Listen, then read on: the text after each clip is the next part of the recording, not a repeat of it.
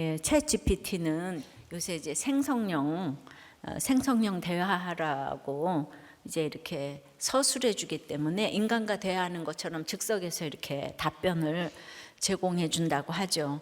게다가 거기는 학습 능력이 있어가지고 그 사전에 아무리 학습한 것이 한정적이라도 데이터만 모이면 상승 속도가 오늘이 다르고 내일이 다르고 그래가지고요 지금 1억 4천만 개의 일자리가 지금 없어진다 그러잖아요. 대화까지 하니까. 근데 거기는 가짜 뉴스도 정보에 포함되기 때문에 명령 의도와 관계없는 대답을 이제 불쑥불쑥 하기 때문에 이제 질문을 잘해야 원하는 답을 이제 얻을 수가 있다고 그래요. 그러니까 예를 들어서 우리 중고등부 애들도 이제 챗 GPT 가지고 이제 시험장에 들어갈 수가 있는데 핸드폰이 다 있으니까. 근데 그거는 이제 아마 그럴 수밖에 없을 것 같아요. 우리가 인터넷에서 정보를 찾다가 지금 그거는 몇 단계를 거쳐야 되는데 이 챗 GPT는 그냥 말만 하면 딱 정보가 오잖아요. 그런데 거기 답을 잘 받으려면 질문을 잘해야 되잖아요. 질문을. 근데 이제 서로 대화하는 이 GPT는 안녕 그랬는데 서로 대화하려고 안녕했는데 안녕은 한국에서 인사말로 쓰는 답입니다. 이렇게 이제 정보가 나오는 거죠. 나는 자기하고 대화하려고 했는데. 그러니까 이제 질문 의도와 이렇게 다를 수 있기 때문에 AI의 그 오류를 바로잡는 그 조련사 프롬프트 엔지니어는 막 수억의 연봉을 받아도 구하기가 어렵다고 하는 거예요. 근데 그걸 제가 읽어보면서 전부 다 이게 굉장히 또 절망적이다 싶지만은 큐티를 하는 우리들은 질문의 대가들이잖아요. 그래서 챗 GPT 시대도 잘 물을 수 있을 것 같다는 생각이 들었습니다. 근데 AI의 대부 이거를 만들어낸 힌튼 박사는 이제 구글에 사표를 냈다는 거예요. 인공지능은 핵폭탄보다도 위험해가지고 세계적인 규제가 지금 필요하다는 겁니다. 예. 그래서 진짜 이 돈이 다발로 생기는 그 자리를 내려놨어요. 여러분 우리가 강에서 이렇게 바다로 나가려면 역사를 알아야 되고 세계 정세를 알아야 합니다. 나는 저 지금 비행기 타고 다 당기는 저기에 집신 신고 내가 최고다 이러면 안 돼요. 그거는. 예, 우리 그 시대의 문화를 또 이렇게 알아야 합니다. 제가 이제 팔복산에서 유다 얘기를 많이 했잖아요. 그런데 실제로 그 요셉 후손이 얼마나 유다를 괴롭혔는지 우리는 역사를 통해서 열왕기 또 서를 통해서 그걸 또 알아야 돼요. 요즘 우리가 세계 6위라고 또 막 하더라고요. 그러니까 이 혼잡한 시대에 잘 묻는 것이 무엇인지 오늘 듣겠습니다. 첫째로 묻긴 물어야 되는데 잘못 물으면 배반은 따라옵니다. 이 배반의 장미예요. 잘못 물으면 배반 따라옵니다. 1, 2절이에요. 아합이 죽은 후에 모압이 이스라엘을 배반하였더라. 아시아가 사마리아에 있는 그 다락 난간에서 떨어져 병들매 사자를 뽐내며 그들에게 이르되 가서 에그론의 신 바알 세부백에 이 병이 낫겠나 물어보라 하니라. 자, 열왕기 하는 시작부터 1절에 죽음과 배반이 나오네요. 아합이 죽자 모압이 배신했다고 해요. 예. 근데 이제 열왕기서를 설명을 드리면은 이제 너무 말을 안 들어서 왕들이 말 안 들어서 바벨론으로 포로로 간 후에 이스라엘이 왜 망하게 되었는지 한번 생각해 보라고 쓴 이게 역사서예요. 개인적으로도 고난이 닥치면 우리는 왜 내게 이런 일이 하고 묻잖아요, 그죠? 예. 근데 그 열왕기하 당시가 포로로 가기 직전이니까 가장 영적으로 이제 혼잡한 시대인데 그때 망하기 전에 풍요를 잠깐 허락하셨어요. 풍요하면 안 듣잖아요, 그죠? 예, 안 물어요. 그리고 그래서 아합이 이제 이런 시대에 열왕기하에 이제 굉장히 풍요하던 시대의 왕이었죠. 근데 아합이 죽었어요. 그럼 모압은 또 누군가? 모압은 아브라함의 조카 롯이 그 큰 딸하고 동침해가지고 낳은 아들의 후손으로서 여호와의 총회에 못 들어오고 그리고 이제 다윗에게 정복을 당했어요. 오랜 세월 속국으로서 멍에를 벗기 위해서 호시탐탐 틈을 보다가 아합이 죽은 후에 지금 이제 이스라엘에 대해서 반역을 일으킨 거예요. 예. 그러니까 우리가 의지하는 아합이 죽었고 무시하던 모압은 배신을 했어요. 우리의 얘기 똑같아요. 예. 의지하던 아합은 죽고 무시하던 모압은 배반을 한다. 누군가, 아합은 누구고 모압은 누군가. 자, 거슬러 올라가면요, 배신 중에서도 모든 이스라엘의 반란 중에서도 이 치명적인 반란은 자국에서 일어난 반란이었는데요. 바로 우리가 좋아하는 그 요셉의 후손, 그 차자 에브라임의 후손 여로보암이 북쪽 10지파와 합세해서 반란을 일으킨 여기가 북이스라엘이에요. 그래서 북이스라엘 남유다의 19명의 북이스라엘 왕과 20명의 남유다 왕 중에서 이 반란으로 세워진 북이스라엘은요, 선한 왕이 단 한 명도 안 나왔어요. 모두 그러므로 배반과 반역의 역사였습니다. 그냥 믿는 북이스라엘도 이런데 세상은 어떻겠습니까? 그냥 배반과 반역의 역사인 거예요. 그래도 우리는 이 성경을 보면서 내 인생에 이렇게 왕을 세우는 거예요. 돈, 명예, 남편, 아내, 자녀의 왕을 막 세우는 거예요. 그보다 큰 천하의 왕이신 하나님을 세워야 되는데요. 내가 세운 왕은 한계가 있잖아요. 그런데 왕은 너를 압제하고 착취할 뿐이다. 그래도 하나님이 이 홍해바다를 건너게 해주셨는데도 불구하고 우리에겐 왕이 필요하다 그러잖아요. 그 왕은 하나님이 아니잖아요. 자기 왕국을 세우잖아요. 그러니까 자기 왕국을 위해서 모든 것이 도구가 되고 수단이 되니까 백성을 압제하고 착취하는 거예요. 그래서 이제 백성을 그렇게 부리잖아요. 또 가정에서는 그 가정에서는 이겨야 되니까 거기서도 이제 계속 압제하고 착취하니까 가정이 불행해지고, 회사에서도 이제 모든 것이 도구가 수단이 되니까 또 이제 이겨야 되니까 불행해지고, 나라가 불행해지고 가정이 불행해지고, 왜냐면 이겨야 되니까, 자기 왕국 세워야 되니까. 그래서 이제 그 다음부터 열왕기에서 여로보암은 우상 숭배의 대표자인 악인들의 원류로 평가를 하고, 그 사람들이 나가가지고 하나님 자리에 금송아지를 갖다 놓고 이걸 하나님이라고 그러고 섬기라 그랬거든요. 그리고는 그 찌질하다고 그 유다 후손인 이 남유다를 계속 괴롭혔습니다. 그러므로 소위 죄가 없는 총리 요셉의 후손들의 이 경건을 가장한 영적 교만이 이 세상에서 가장 무서운 것이에요. 그들은 믿는 사람이잖아. 그러나 쭉 열왕기를 봐도, 역대기를 봐도 유다의 후손 다윗이 따라야 할 기준이고, 요셉의 후손 여로보암은 부정적인 평가의 기준이 되었습니다. 물론 창세기에 요셉이 등장했던 구절구절에서는 요셉에게 본받아야 될 점이 너무너무 많죠. 그러나 전체적으로 구속사적으로 볼 때는 유다라는 얘기예요. 여러분, 이거를 잘 분별해야 됩니다. 요셉을 욕하는 게 아니에요. 그러니까 이제 여기에서 아합이 누굽니까? 그 북이스라엘의 경우 오므리 왕조에서 오므리와 아합이 다스릴 때가 최고의 전성기를 이렇게 누렸어요. 시돈 왕 엣바알의 딸 이세벨과 정략 결혼을 하고, 또 남유다의 거룩한 성군인 여호사밧 왕의 아들 여호람에게 자기 딸 아달랴를 시집을 보내는 등 영육간의 모든 정략, 결혼, 외교를 통하여서 경제적으로도 찬란하고 상하궁을 지으면서 전성기를 보냈습니다. 그러나 그의 우상 숭배의 악으로 인해서 이제 아합의 그 징계를 내리려다가 아합의 아들 세대에 심판을 내리겠다고 이제 열왕기상 21장 29절에 보면은 그래서 지금 아들 시대에 재앙이 왔어요. 그리고 모압을 통해서 심판의 도구로 사용하는 것입니다. 기억나십니까? 아유, 할렐루야, 여자들만.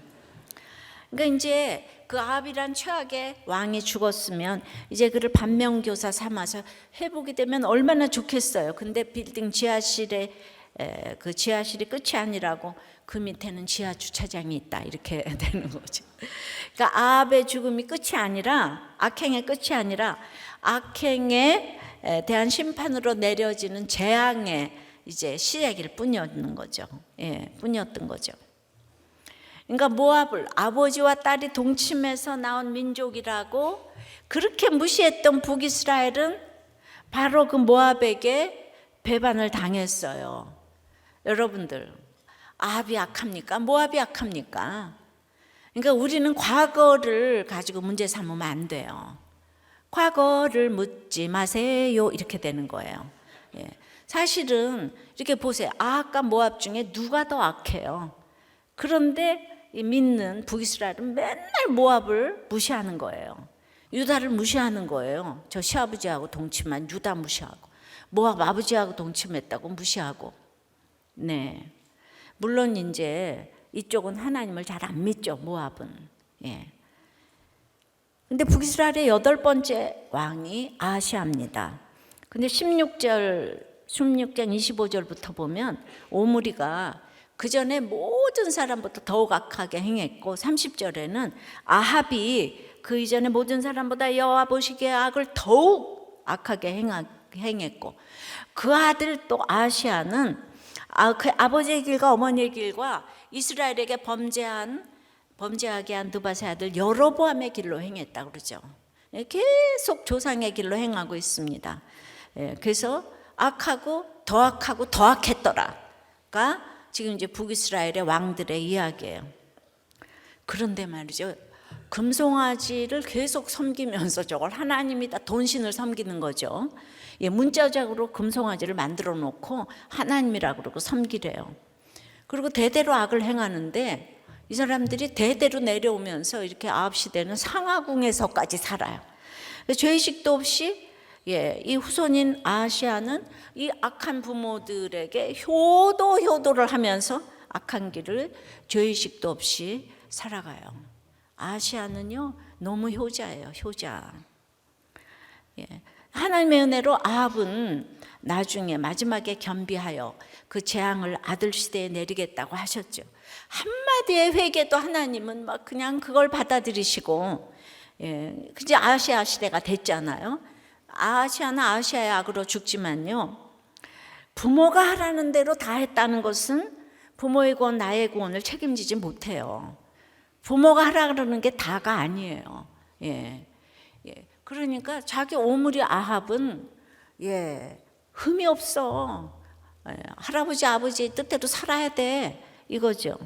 결국 아합의 우상숭배가 자녀 시대가 돌입해서 1절에서 모압의 배반으로 결론이 나고, 2절에는 그 아들의 질병을 가져오고, 3절에는 경고를 가져와서 4절에서는 아이의 죽음을 가져온다고 지금 한 절 한 절 그렇게, 이게 부모의 결론인 거죠. 여러분, 내가 권력과 재물을 남기고 죽으면 그 권력과 재물 때문에 나를 배반하고 자녀를 배반하고 집안을 배반할 사람들이 생긴다는 것을 알아야 합니다. 예전에 한 편의 코미디 영화 같은 기사를 읽었는데요, 이 부동산 재벌집에 떼강도가 들었는데 나중에 알고 보니까 함께 인질로 잡혀있던 집사, 가정부, 운전기사, 주차 관리인 등등이 다 공범이었다는 거예요. 그 떼강도 행세를 했던 사람들도 이 부동산 재벌의 다 주변 인물이었다는 거예요. 평소 전화통화 내용을 듣고 금고에 수백억의 비자금이 있으리라고 생각한 이들이 공모를 했는데 막상 집에는 300만 원밖에 없었대요. 너무 억울하니까 가서 20억 찾아오라고 그랬는데 그 자금 담당 직원이 신고를 해가지고 이제 덜미가 잡혔죠. 어떻게 평소에 살았는지 모르지만은 그 사장은 말 그대로 적과의 동침을 하고 있었다는 거죠. 자기 편이 하나도 없었어요. 그래도 자기 편이 없어도 돈이 있으니까 배반당하는 거예요. 돈이 없으면 배반당할 일이 없어요. 근데 돈은 가졌지만 주위에 온통 나를 배반할 사람뿐이라고 생각해 보십시오. 얼마나 끔찍하고 불쌍한 인생입니까? 예, 여러분. 예, 아합이 상하국에 살면서 부자 나라를 만들고 정치를 잘한 왕이에요. 근데 죽자마자 이렇게 배반당하는 인생이 되었습니다. 감당할 수 없는 물질을 자녀들에게 주면 그 자녀가 물질 자랑을 해대니까 배반과 약탈의 대상으로 만들고 있는 것은 부모예요. 우리가 하나님만 의지하는 것이 배반당하지 않은 삶의 비결입니다. 하나님이 지켜주시지 않으면 돈도 나도 내 자녀도 아무도 지킬 수가 없어요. 예, 그러므로 우리 아이들을 어려서부터 이렇게 말씀으로 계속 양육시켜 놓는 것은 금보다도 더 귀하네 이렇게 되는 거예요. 아셨어요? 깨라고. 예. 네, 적용 질문이에요. 내가 의지하는 아합 반드시 죽어요. 내가 무시하는 모압도 나를 반드시 배반한다고 해요. 예. 자, 부모로서 나는 어떤 결론을 자녀에게 남겨줄까요? 유명 메이커 값비싼 물건으로 치장한 아이들을 학교와 거리에서 배반의 대상이 되게 하지는 않습니까? 예. 그렇다고 여러분들이 나는 부자인데 아이들은 너무 빈곤하게 검소하게 그렇게 키우면은 그 아이들은 억하심정을 가지는 거죠. 그러니까 뭐든지 치우치면 안 되는 거예요. 항상 그래서 말씀으로 설명을 해주면서 그렇게 밸런스드, 치우침 없는 이런 거를 이렇게 나누면서 걔가 설득이 돼야지. 무조건 너는 아끼고 살아 이러면은 사단의 밥이 될 수가 있어요. 근데 없다고 무조건 치장을 하고 있다고 무조건 아끼고 이게 다 문제가 되는 거예요. 남보다는 항상 이렇게 이제 그 내공이 튼튼한 아이들을 키우려면 그래서 부모가 이타적으로 살아야 되는 거예요. 자, 잘 물으려면 그러므로 잘못 물으면 배반이 따르고 두 번째는 결과보다는 이유를 물어야 되는 거예요. 예, 그 1절의 배신의 2절, 2절 이제 다시 한번 읽어. 아시아가 사마리아에 있는 다락 난간에서 떨어져 병들며 사자를 보내며 이르되 에그론의 신 바알 세부백에 병이 낫겠나 물어보라. 1절의 배신의 사건이 있자마자 그리고 아시아의 추락 사고가 이어졌다는 거예요. 아무런 손을 쓸 수가 없는 거예요. 네. 그러니까 엘리야는 이 다락에서 사르밧 여인의 죽은 아들을 살렸고 엘리사도 수넴 여인의 죽은 아들을 살렸습니다. 똑같은 다락에서 하나님을 의지하는 자는 살겠고 하나님을 배신하는 자는 죽는다는 것인데요. 아시아는 모압의 배신 이전에 본인이 하나님을 이미 배신하고 있는 거죠. 바알 세부백에 물으라고 하잖아요. 급할 때 하나님을 찾지 않습니다. 왕이 다락 난간에 왜 올라갔는지 몰라요. 아마 이랬을 거예요. 그 대단한 아버지 아합을 이어서 내가 왕이 됐구나. 그러니까 막 너무 기쁨을 만끽하려고 다락에 올라갔어요. 우리 영국 황실 보면 맨날 다락 같은 데서 손 흔들잖아. 난간에서 다 흔들. 거기서 이제 좋아가지고 이렇게 봤는데 한편은 또 모압이 배반했어도 아직 나는 땅이 많어. 그리고 이제 자기 도치에 지금 막 그냥 젖어가지고 흡족해하는. 그러다가는 그 자기 도치의 난간에서 반드시 떨어질 날이 이렇게 오는 거예요. 떨어지고 나면 내가 왜 저기 올라갔었지? 이게 자연스럽잖아요. 그런데 아시아에게 내린 재앙이 너무도 심각해요. 왜 떨어졌지? 이런 이유는 생각하지를 못해요. 아시아의 유일한 관심은 이 병이 낫겠나? 하나님이 인생에게 고난을 주실 때는 자, 그거를 잠시 멈추고 삶의 방향을 생각해봐라. 지금 이런 뜻이 있는데 항상 왜를 질문을 해야 되는 거예요. 우리는 이게 살리는 질문인 거예요. 그런데 아시아는 이 죽이는 질문만 하는 거예요. 예, 바알세붑에게 이제 물어보라고. 아시아는 왜 이거 관심 없어요. 복잡한 생각 딱 하기 싫어요. 아시아는 예전에 아버지가 어떻게 살다 어떻게 죽었는지 그렇게 우상 숭배를 하다가 개들이 피를 핥아서 다 죽었잖아요. 아까 이세벨이. 근데 아무것도 거기서 배우지 못해요. 하나님은 여로보암 때부터 선지자를 보내 부지런히 경고하셨어요. 엘리사도 보내고 엘리야도 보내고 이제 엘리사도 보내고. 그런데 누구도 심각하게 듣지 않아요. 왕이 되려고 지위와 권력을 가지려고 누리던 사람들이 그 자리에 오르니까 눈에 뵈는 게 없어요. 들리는 것도 없어요. 예. 따르는 사람, 칭찬하는 사람, 당신이 최고입니다 외쳐주는 부하들만 보이니까 자기 실체를 볼 수 없는 영적 맹인들이 되어버립니다. 이게 정말 심판이고 가장 심각한 재앙인데요. 자, 아합을 다시 생각해 보면 열왕기상 22장에 아합이 아람의 길랏 라못은 본래 우리 것이니까 유다의 그 선한 여호사밧 왕 보고 같이 치자고 하는 거예요. 그러니까 여호사밧이 우리가 하나님의 뜻을 물어봅시다 그랬더니 그쪽 아합의 가짜 선지자 400명 당연히 이깁니다. 400명이 다 이깁니다. 장담을 합니다. 근데 여호사밧은 물을 만한 선지자가 더 없냐고 이러니까 아합이 미가야라는 선지자가 있긴 있지만 그 사람은 맨날 나한테 흉한 일만 예언해서 미워한다고. 근데 그 미가야가 불려와가지고 이제 아합이 죽을 것이라고 예언을 했어요. 아합이 화가 나가지고 전쟁에서 이기고 돌아올 때까지 고생의 떡과 물을 먹이고 가두라. 여러분 이렇게 바른 말을 해주면 옥에 갇히네요. 그러니까 목장에서도 바른 말을 해주면 다 싫어해요. 근데 미가야 말대로 아합은 죽게 됩니다. 우리가 밑동이 잘린 나무인 것을 생각하면서 그 알려주는 게 얼마나 복입니까? 잠시 후에 죽는 게 사실인데 지금 이제 듣기 싫어하는데 400명의 제사장들이 모조리 폐하가 오르십니다 이러면서 다 이긴다 그러는 거예요. 400명의 제사장들, 지금으로 말하면 목사라 그래야 되나요? 예. 그러니까 자기 영혼에 내린 무서운 재앙은 생각하기도 싫고 사욕을 쫓을 선지자를 두고 날마다 내가 잘 돼 안 돼 그러면 잘 됩니다 이렇게 얘기를 해주는. 그러니까 복을 빌어 그러면 또 다 아시아의 복을 빌고 아합의 복을 빌고. 그래서 천국 가는 길을 막는 지도자들이 많습니다. 그러면 기도만 받으면 뭐가 잘 될 것 같지만 이 400명이 북이스라엘에 여기 믿는 나라잖아요.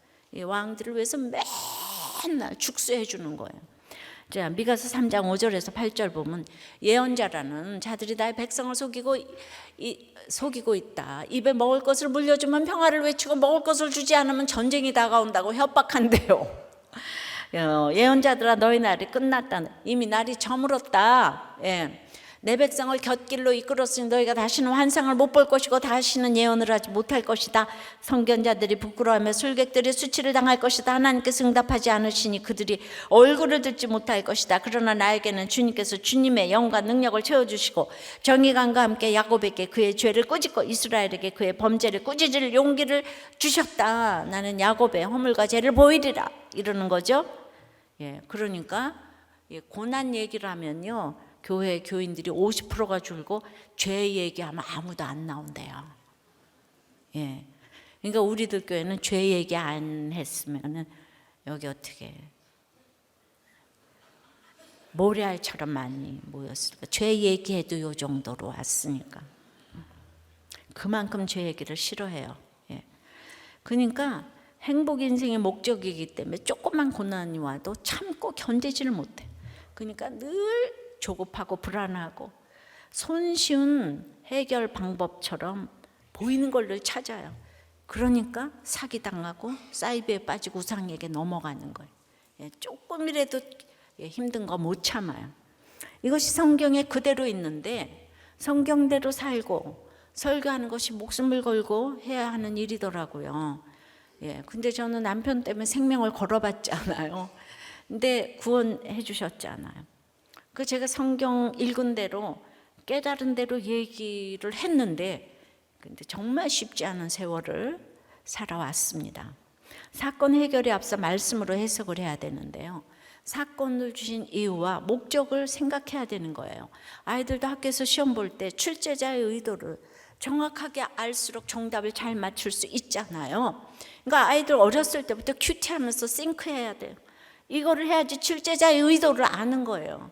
그게 하루아침에 되는 게 아니에요.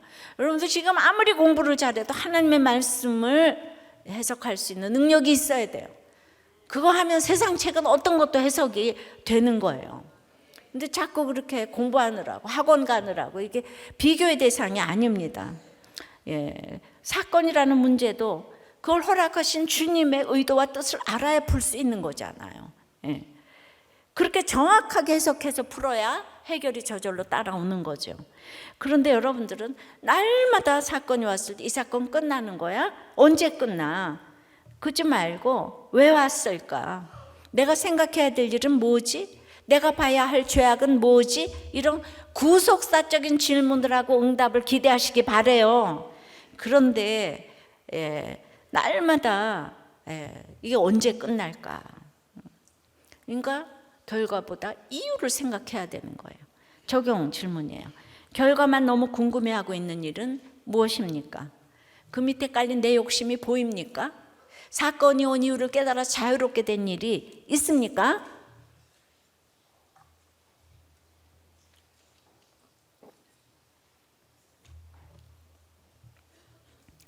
그래서 잘 물으려면 뻔하지만은 우리는 세 번째 하나님께 물어야 해요.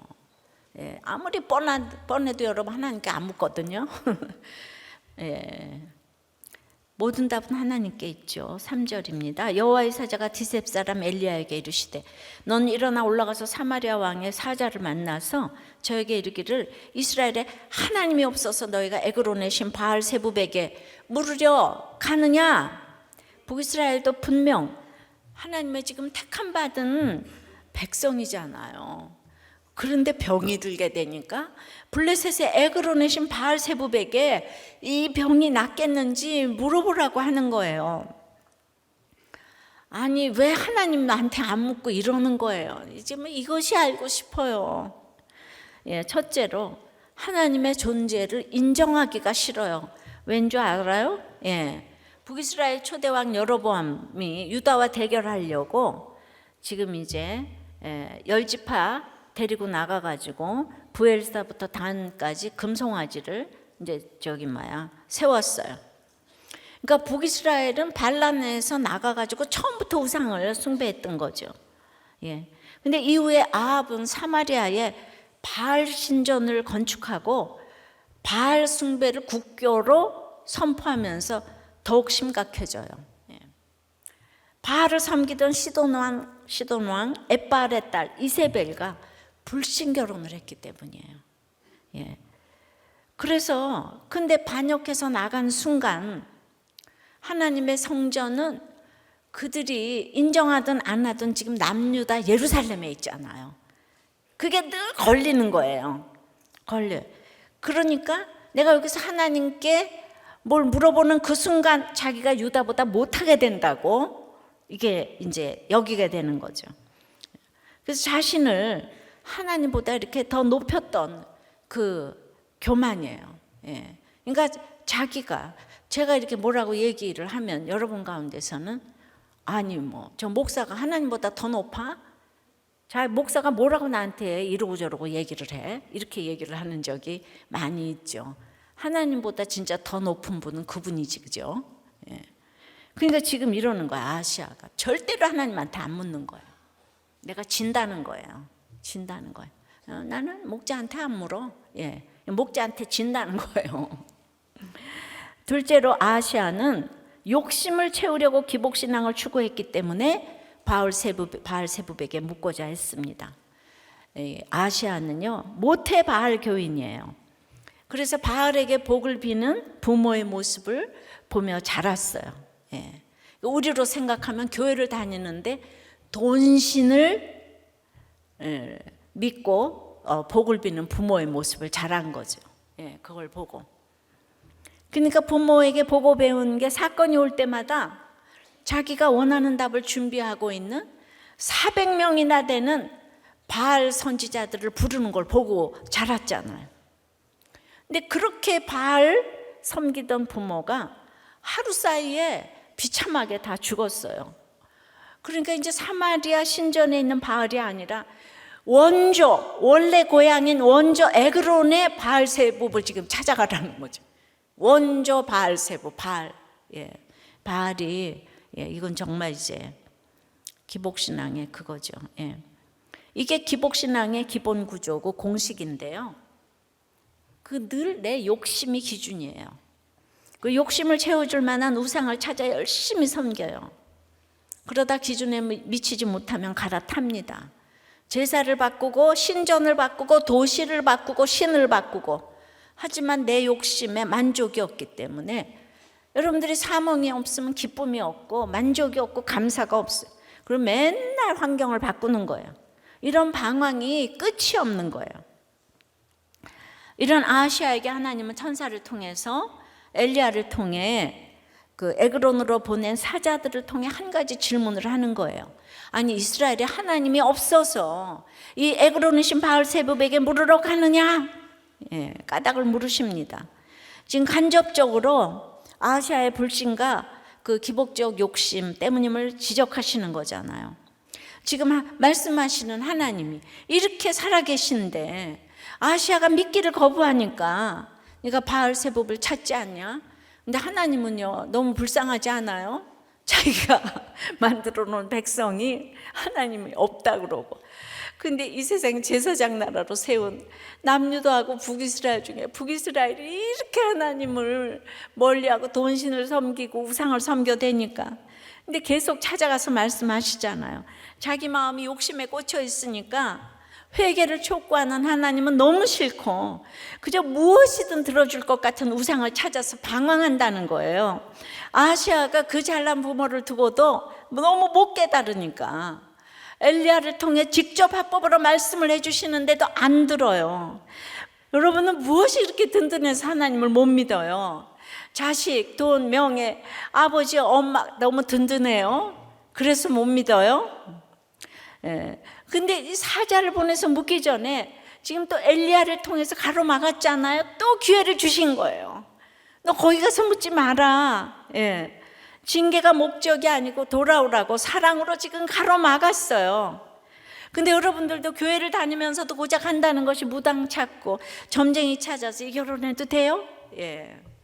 동쪽이 학교 가면 붙어요? 예. 그냥 날마다 이런 거 물으러 댕겨요. 비참하게도 에그론은 불모의 땅이라는 뜻이고요. 바알세붑은 파리의 왕이라는 뜻을 가진 에그론의 신이에요. 아마 파리 모양의 우상이거나 파리가 이 모든 질병에서 보호해준다고 믿은 우상으로 이제 추정이 되는 거예요. 쉽게 말하면 여러분, 우리가 있잖아요. 벌은 가장 큰 벌을 여왕벌이라고 하잖아요. 근데 파리는 가장 큰 파리를 여왕파리라고 그러지 않고 뭐라 그러죠? 예, 똥파리라고 하잖아. 그러니까 지금 파리의 왕, 똥파리에게 물으러 가냐? 이 말을 하는 거예요. 이거 팩트예요. 예. 어떤 주석에도 없지만 제가 생각할 거예요. 생각하니까 너무 재밌더라고, 똥파리. 여러분 딱 기억날 것 같아. 똥파리에게 물으러 댕기지 말라고. 처음 큐티를 하다 보면 사건 적용만 돼가지고 날마다 뭐 물어보래요. 그리고 결론부터 하려고 하기 때문에 이제 상담자들이 그 결혼을 해라, 하지 말아라, 병이 낫는다 안 낫는다 이런 결론만 말해주면 다들 너무 우와 영험하다. 그러니까 물으라고 하는 게 얼마나 중요한 일인지 모릅니다. 그는 부모의 악을 객관적으로 보지 못하고 하나님께서 이미 모압의 배신과 자신의 병을 통해 징벌하셨음에도 깨닫지 못하고 바알세붑의 똥파리 신에게 물어보라고 하는 거예요. 우리가 열심히 물으러 다니는 대상은 고작 똥파리 신 같은 바알세붑 같은 존재일 뿐이에요. 아무것도 해줄 수 없는 대상을 찾아가서 내 문제를 물으러 공동체를 떠나고 목장을 이렇게 떠나요. 예수 점쟁이가 얼마나 많은지 몰라요. 교묘하게 예수 믿고 다니면서 그런데 나한테 좋은 내용으로 해주면 더 열광해요. 올해 대학교 꼭 붙겠어. 시집 가겠네. 취직하겠네. 몇 장 몇 절 봐. 뭐 이러면은 얼마나 좋아하는지 몰라. 이렇게 묻는 거 자체가 오늘 똥파리 신이라는 거, 이것만 기억하시면 설교 끝. 이렇게 불신과 욕심으로 우상에게 물은 결과는 4절부터 6절 죽는다 이 얘기예요.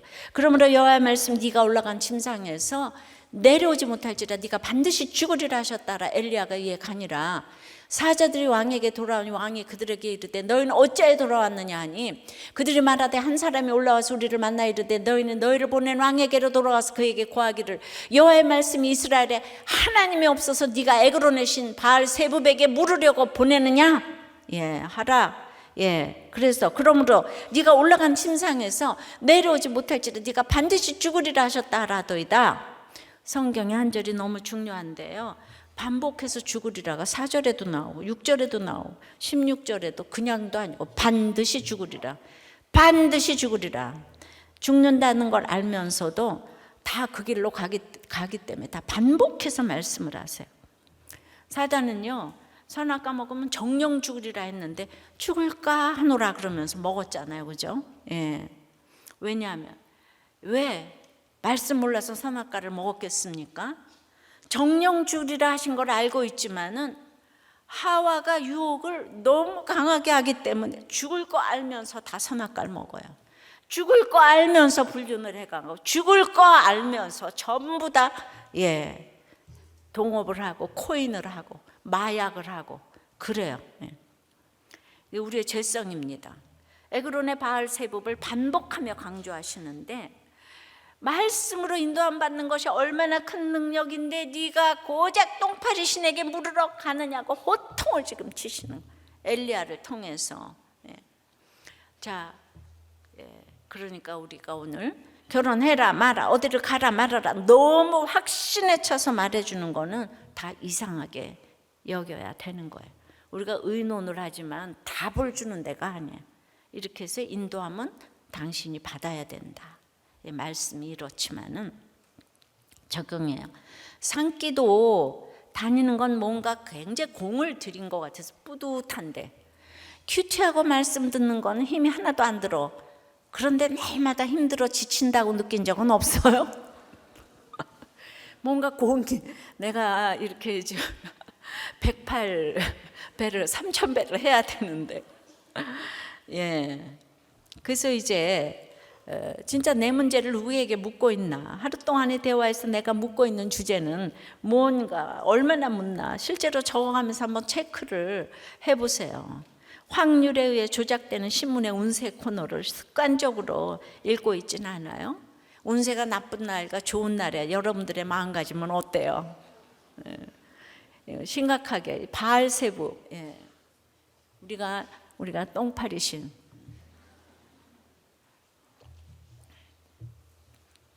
우리가 자꾸 이상한 곳을 찾아다니며 묻는 이유는 십자가 지는 삶이 너무 싫기 때문이에요. 뭔가 합리화할 거리를 찾고 싶고 권위 있는 누가 이렇게 하라고 해서 했다면서 책임을 회피하고 싶어서 물어보러 다닙니다. 그런데 이제 남편의 외도 문제가 갑자기 드러나서 이제 아이가 하나 생겼어요. 근데 기가 막힌 일인데 이제 가진 게 많은데 그런데 그 아이 엄마가 어느 날 결혼을 한다 그러면서 아이를 키우라고 데려왔어요. 굉장히 깐난쟁이는 아니지만 그 정도로 어린 아이인데 그러면은 사실 지금 힘들지만 그 아이를 키우는 게 가장 최선의 길인 거죠. 또 아이를 키우라고 데려왔으니까. 그런데 나의 그 배반당한 감정이 너무 큰 거예요. 그래서 아니라고, 어렸을 때부터 키워야지. 지금 있는 자녀들하고도 격의감이 없이, 그리고 이제 아이들에게도 남편에게도 이 아이를 잘 키우는 것이 이 집안이 살아나는 비결이다. 예, 온 집안 이게 십자가질이지만은 아이들에게도 예수 믿게 하고 모두가 돌아가게 할 최고의 찬스다. 그렇게 내가 집사 시절에 이렇게 얘기를 해줬는데, 예, 너무 싫지, 그죠? 자기 집에 혼외자가 들어왔다는 거 알리기도 싫지, 그죠? 예, 그래가지고 이제 뭐 유명한 목사님한테 가서 상담을 했더니 사람은 할 수 있는 게 있고 할 수 없는 게 있다. 예, 여기 뭐 자매님은 이걸 할 만한 그게 못 된다. 예, 경제적으로 허락하다면 걔를 홈스테이에서 외국으로 보내라. 그 갓난 애를 보내라. 예, 그렇게 해주니까 그냥 너무 기뻐하면서 예, 보냈어요. 그리고는 이거 다 끊고 종교도 옮겼어요. 여러분, 그러니까 우리는 눈앞에서 당장 이렇게 되는 것 때문에 이렇게 유명한 사람의 그 처방을 너무 지금 이제 기뻐하면서 권위 있는 누가 얘기할 때, 예, 뭐 상담을 공부하고 뭐, 예, 그러니까 이게 비슷한 것 같아요. 그러니까 앞으로 되어질 일에 정말 이걸 십자가를 길러 놓으면 되는데 결국 내 문제를 누구한테 묻는가는 너무 이렇게 중요한 문제라고 생각합니다. 엊그제 저한테 편지를 보내신 집사님이 계신데 남편이 이제 나가서 이제 그 계속 한 달 이상 이제 안 들어오니까 이렇게 이제 목사님, 초원님, 남자분, 초원님 두 분하고 이제 저와 남편이 한 자리에 이제 모였다는 거예요. 어떻게든지 남편을 돌아오게 하려고 모였는데 이 아내는 그냥 뭐 말씀 녹취하고 뭐 맨날 성경 말씀 들으면서 예, 그래서 하여튼 살겠다고 나갔는데 초원님이 자리에 제대로 앉기도 전에 저에게 큰 소리를 치시고 제가 흘리는 눈물을 보시고 눈물 뒤로 숨는다며 혼을 내시고 제가 이제 공황장애 이제 발작을 가졌는데 예. 그래서 또 왜 시작이 어떻게 싸웠냐고 그래서 동생 상을 당한 주에 남편과 싸웠다는 말을 하고 있는데 또 동생의 죽음 뒤에 숨는다고 호통을 치시고 예. 그리고 동생의 죽음은 남편 입장에서 남의 일이라고 소리를 지르시고 저처럼 센 여자는 센 사람이 훈련해야 한다면서 본인 목장으로 보내라고 예. 가만두지 않겠다는 식으로 말씀하시며 오늘 목사님이 뭐라고 하셨어요? 의를 위해 박해를 받으라잖아요. 박해 받으세요 하면서 박해 이제 학대인지를 받다가 예, 혹시 몰라서 막 심한 발작으로 쓰러져서 뭐 이렇게 막 그냥 뭐 예. 남편 이야기는 다 맞고 제 얘기는 듣지도 않으시고 만나기 이전에도 제 얘기는 단 한 번도 듣지 않으셨고 오직 남편 편만 들으시며 저는 그 자리에서 이상한 여자가 되었습니다. 또 다른 초원님은 남편에게 아내분에게 가스라이팅 당한 건 아니냐며 질문을 하니 남편은 아내에게 가스라이팅 당했다며 억울해하고 그렇게 저는 그대로 다들 아내 집사님이 죽어자야겠네요 이 소리만 듣고 남편은 초원님과 나가버렸습니다. 나중에 남편에게 들으니 초원님이 저런 여자랑 사느라고 아주 힘들었겠네 라면서 집에 절대 들어가지 말라고 하면서 욕을 했다고 합니다. 목사님 우리들 교회는 가정 살리는 교회 아닙니까? 예, 남편은 여전히 제가 돌아오라고 사정해도 돌아오지 않고 초원님을 등에 업고 의기양양해 하면서 제 말은 다 가스라이팅이라며 이혼을 요구합니다. 목사님 초원님을 치료해 주십시오 이렇게 이제 보냈어요. 그래서 제가 금세 답장을 했죠. 저도 예. 그러니까 이제 남편이 약하고 집사님은 너무 믿고 그러니까 모두가 남편 편을 들어줘야 되는 게 맞는 거라고 거기서 더 있잖아 오버하면서 그게 이제 마땅한 거라고. 제가 있잖아요 이번에 미국에 갔는데 정말 자매는 저를 너무 잘 알고 좋아하고 예 뭐 너무나 근데 이제 결혼 생활이 힘들다고 그랬어요. 남편을 만나본 적이 없는데 아주 직업도 좋고 그래요. 그랬는데 나를 만나러 왔다고요. 예. 나는 이제 와이프는 청년 때부터 너무 잘 알고 그래서 그랬는데 그 이상한 남편이 올 거를 생각했는데 거기는 이제 미국 그 서부에는 다 해변가가 쫙 있잖아요. 근데 갔는데 해변가에 제가 오기 전에 그 모래사장에 하트를 그려놓고 거기다가 김양재 써놨어요. 그 남편이요. 예. 그러지 우리도 꽤 설교도 듣고 그런데 그 남편 정말 박수 쳐줘야 되지 않아요? 그래서 보자마자 제가 너무너무 칭찬을 해주고 제 설교도 막 다 외우고 있는 거예요. 그래서 내가 뭘 잘못 들었나 지금까지. 그래서 막 칭찬을 해주고 아니 그런데 왜 그렇게 싸우는 거예요? 왜 와이프는 때렸어요? 그랬더니 지금까지 때린 적 한 번도 없다는 거예요. 이제 그렇지만 자기가 뭐 이렇게 뭐 화를 내고 이제 이런 건 잘하지만은 여러분 그런 남편이 어디 있어요? 안 그래요? 그래서 내가 이런 남편이 어딨냐 계속 그랬더니 아니 목사님은 왜 모르시면서 이게 아닌데 이게 계속 그래가지고 제가 이 얘기를 해줬어요. 이 나보고 틀렸다는 사람이 한둘이 아니라고. 아니 거기서 사는 게 문제지 와이프 올려주는 게 문제가 아니잖아요 지금. 이해되세요? 믿음이 연약한 사람은 계속 띄우고 그래도 둘 중에 약간 믿음이 좋은 사람은 계속 눌러주고 이래야지 중재가 되는 거 아니겠어요? 화평케 하는 자는 그렇게 하는 거예요. 알으셨어요? 그러니까 우리가 모두가 제가 이제 얘기를 했죠.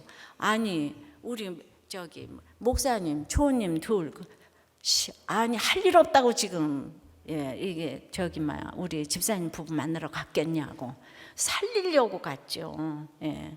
근데 제가 막 아내를 야단치니까 정말 일부러 야단쳤는데도 우리 그 집사가 있잖아요. 그냥 나보고 목사님 어떻게 나한테 이럴 수가 있어 이러는 거. 여러분 이게 말이 돼요? 그래서 그동안 내가 힘들었다는 게 진짜야 가짜야 막 이러면서. 근데 여러분들 왜 진짜야 가짜야에 굉장히 공감이 되세요 지금?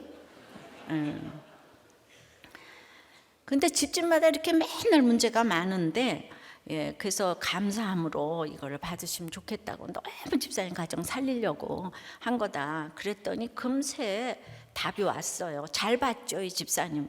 제 죄를 직면하게 하시고 회개하게 해주시니 너무 감사하고 목사님의 말씀이 무조건 올서위다가 됩니다. 오늘 남편을 찾아가 무릎 꿇고 용서를 빌어보려고 합니다. 이렇게 답이 왔다니까요. 예. 그러니까 여러분들은 혹시 또 이럴 때는 이렇게 또 답을 해주셔야 되는 거예요. 아셨어요? 그게 어저께 아침에 답이 온 건데 저녁 때 모시고 들어왔다는 거예요 남편을. 그러니까 이 남편을 초호님들이 만나준 게 효험을 발휘한 거지요. 안 그래요? 제가 썼어요. 그 남편은 외롭다고 친구가 있어야 된다고. 네, 그러니까 이렇게 잘 물어야 누구한테 물어야 되고 누구한테 야단을 맞아야 되고. 그러니까 여기서 이 부인 편만 막 들어주면은 그 깨지는 거예요. 깨지는 거. 그러니까 대상을 잘 찾아서 물어야 되는 거예요. 아셨어요? 되게 하는 화평케 하는 중재자를 찾아가야지. 나만 옳다고 하는 아합의 400명 아시아의 400명 가짜 선지자한테 찾아가면 안 되는 거예요. 아셨어요? 예, 그러니까 이렇게 누가 처방할 때마다 저가 말만 하면 목사가 하나님이야 완전히 하나님 자리에 있네 자기가 뭐라고 나보고 사과를 하라 말라 이런 얘기를 제가 한두 번 들었겠어요. 내가 여러분들 가정 살리려다가 내가 정말 지옥을 몇 번을 갔다 왔나 몰라. 진짜 내가 이게 하나님 사명이 아니면 그 욕을 먹고 여기까지 오겠습니까? 네, 말씀을 맺어요. 그러니까 우리는 잘 물어야 돼. 대상이 너무 중요해요. 잘못 물으면은 이렇게 400대 1이잖아요. 그죠? 400명이 옳다 그래도 아닌 거는 아닌 거예요. 근데 그 얘기하면 죽음이 있어요.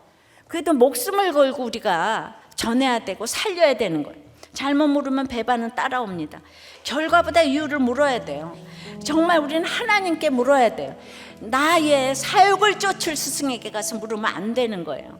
그래서 우리가 아무리 어쩌고 저쩌고 해도 또 우리 어머니는 너무 훌륭하시잖아요. 우리들 교회 어머니들 너무 훌륭하셔서 우리가 자화자찬하면서 어머니 마음을 오늘 찬송가처럼 좀 불러드리고 우리의 모든 어머니들을 격려하고 축복하고 박수를 쳐드리면서 어머니 마음 찬양합니다.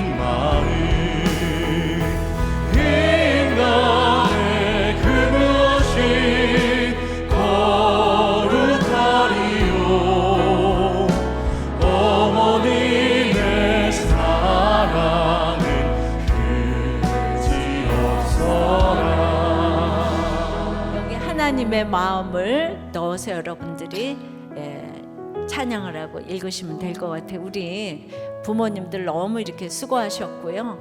자녀들은 부모님을 공경해야 되고 또 이제 부모님들은 사랑과 존경을 받지 못했어도 우리끼리 서로 존경하고 사랑하면서 우리가 구원을 위해서 반드시 열매 맺을 날이 올 줄을 믿습니다. 우리들을 위해서 서로 다시 한번 박수를 너무 위로 받으시기를 바랍니다. 그래서 우리가 잘못 묻지 않게 물을 대상을 잘 정해놓고 묻게 해달라고 기도하시고 내 사건에서 결과가 중요한 게 아니고 항상 이유를 찾아서 삶의 방향을 바꾸게 해달라고 목적과 방향을 바꾸게 해달라고 우리가 아이들을 학교와 거리에서 배반의 대상이 되게 하지 않도록 우리가 참 치우침 없는 걸음으로 이렇게 날마다 말씀을 묵상하면서 대화를 하면서 잘 이렇게 물어야 합니다. 우리가 날마다 차별금지법을 기도했더니 정말 그게 지금 아직 통과가 되지 않고 있어요. 우리의 기도가 진짜 우리가 하나님 보좌에 상달될 줄 믿습니다. 다들 우리 어머니를 위해서 다들 기도하시고 그동안 수고하셨고 내가 더욱더 효도하고 또 자녀들을 사랑하겠다고 다 같이 주님 부르고 기도합니다. 아버지 잘 물어야 합니다를 잘 가르쳐 주셔서 감사합니다. 아합이 죽은 후에 모압이 배반했다고 하는데 주님 그렇게 정말 죄가 없는 요셉의 후손이 금송아지 이렇게 섬기면서 계속적으로 유다 족속을 무시하고 또 모압을 무시하면서 이 열왕기를 보니 사실 누가 가장 악한 사람입니까? 근데 우리는 스펙과 돈을 그렇게 날마다 자랑을 합니다. 주님, 그러나 우리가 너무나 아합을 의지하고 모압을 무시하기 때문에 이 두 가지가 다 우리 가운데 있으니까 하나님 앞에 정말 너무 죄인인 것을 고백합니다. 부러운 아합이 있고 무시하는 모압이 있는데 이것이 우리의 모두 죄성인 것을 알게 하여 주시옵시고 내가 뭔가를 의지할 때 반드시 배반을 당한다는 사실을 알게 하여 주시옵시고, 이제 부모를 객관적으로 보고 자녀를 객관적으로 보며 반면교사 삼아서 바알세붑에게 묻지 않고 하나님께 물어야 하는데, 주님, 날마다 내가 앞에서 잘 되는 것만 바라서 나에게 이에 물면 평강을 외치는 사람을 찾아다니는 우리를 불쌍히 여겨 주시옵시고, 하나님께 제대로 잘 믿어서 구원의 근거가 되며 모든 사람들에게 구원을 가르쳐 줄 수 있는 부모가 되고 자녀가 되며 천국에서 우리 다 만날 수 있는 우리 식구들이 될 수 있도록 주여 은혜를 내려 주시옵소서. 우리 어머니 아버지 수고하셨고, 또 자녀들 부모를 위해서 참으로 기도하며 가장 최고의 상인 구원으로 인도된 우리 모든 가족이 될 수 있도록 주여 인도하여 주시옵소서. 예수 그리스도 이름으로 기도하옵나이다. 아멘.